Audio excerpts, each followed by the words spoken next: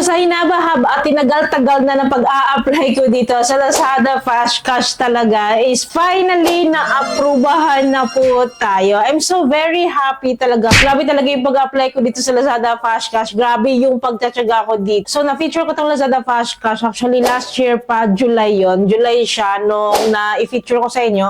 Na-share ko sa inyo na may bago nga pong fast loan si Lazada. So by August 2023 last year is nakita ko sa dashboard ko na nag-reflect siya and I need to activate it. So nag-activate ako nun and tinignan ko kung may offer na. So sadly talaga, unfortunately, hindi ako nagka-offer nun. So sa Lazada Fast Cash kasi once na rejected ka dyan, parang 1 month ulit yung para makapag-apply ulit. So monthly by monthly nag-a-apply ako. And lagi ko naman yan sinishare sa inyo na lagi po akong rejected. I don't know why, pero laging ganun eh. So hinayan ko lang.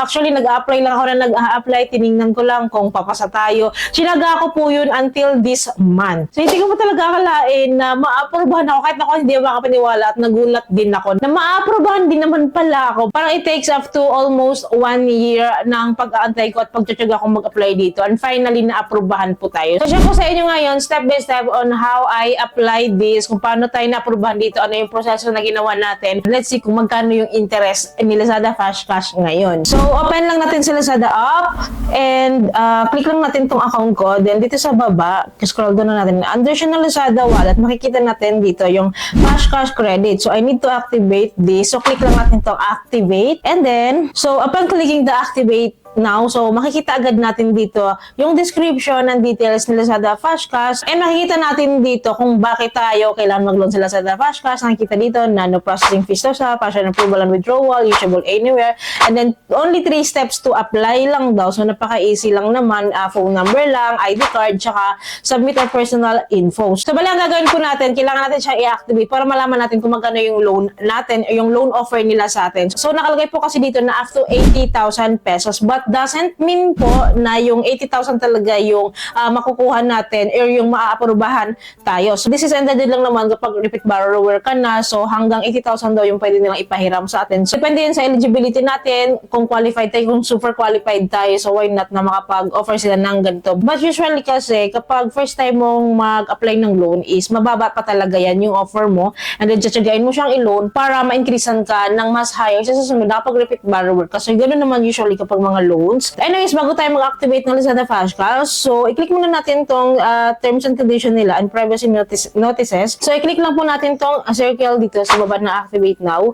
And then after that, click na po natin tong activate now. So sa next step po, so dito po we need to verify our phone number dito sa Lazada. So magsasend po sila sa atin ng code or yung OTP. So anyways, click natin tong get code. So magsasend po agad sa atin sa Lazada ng code and then i-enter lang po natin. Then i-submit natin of course. And after that, nakalagay po dito na just 1 step to activate your Lazada Fast Cash. So I need to take a selfie. So yun na yung last application process ko dito. So click natin tong take selfie dito sa may baba. Then blink lang tayo. Then after that, mag-e-estimate na po sila ng offer nila sa akin. So, I need to wait lang this. After the estimation, sa may Lazada Fast Cash application daw is under review na. So, we got your application. Please check back in 24 hours. But, hindi po siya mabot ng 24 hours. Actually, minutes lang. Minsan seconds lang. Agad-agad naman po ito is magre-respond siya. Mag-email si Lazada sa akin. So, makikita niyo po dito, medyo nakakagulat talaga yung ganito. As in,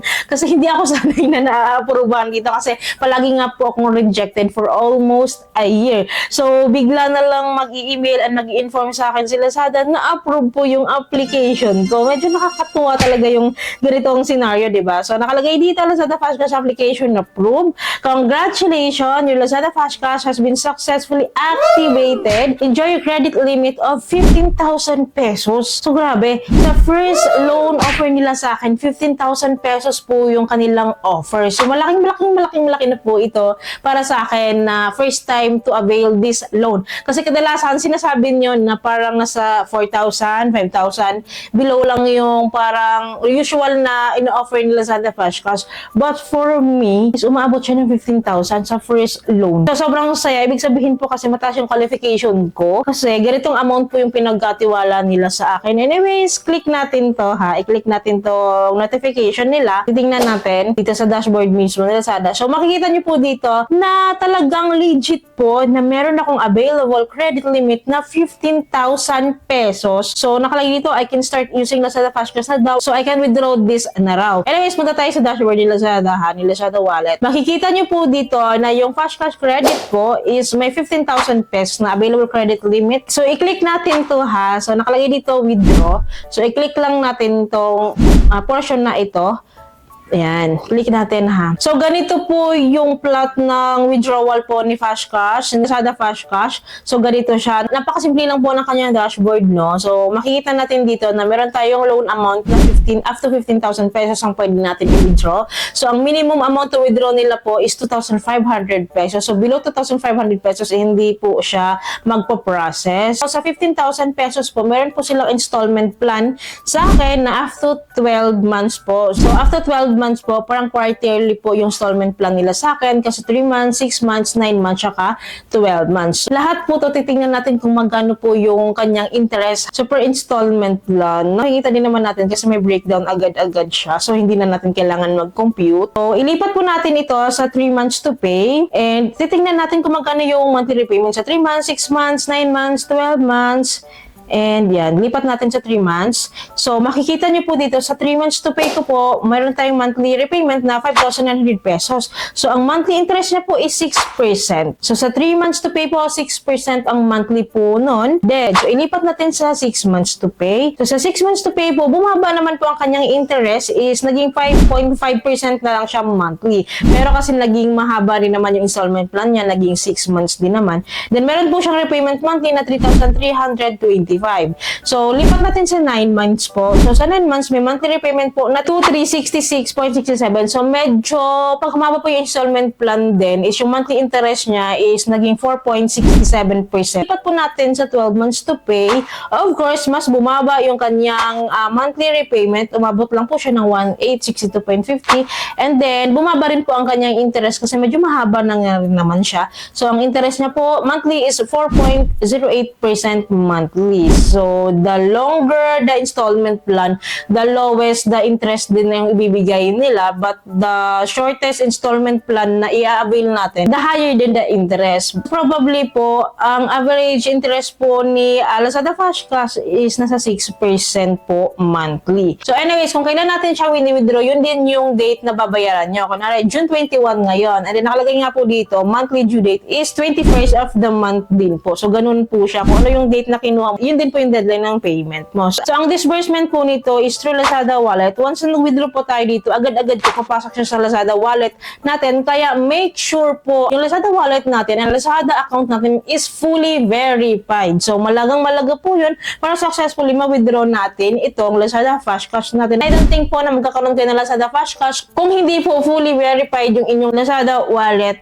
account. So, pinapakita ko lang sa inyo yung mga interest rates dito, installment plan, kung ano itsura nito for your awareness and para magkaroon din kayo ng ideas. Ano nga bang meron sa Lazada Flash Cash? Dati, diba, lagi kong sinishare sa inyo na hindi ko pa nga kasi siya na-try. So, hindi ko talaga siya masishare kung ano talagang itong itsura niya. So, ngayon, finally, masishare ko na siya sa is may idea na kayo na ganito pala sa Lazada Flash Cash. Ganito pala yung interest niya, ganito pala yung installment plan niya, ganito pala ang possible mong matanggap or na loan offer sa kanila. So, finally, talaga sumanib na siya sa akin and nakuha lang natin sa tiyaga lang mag-apply.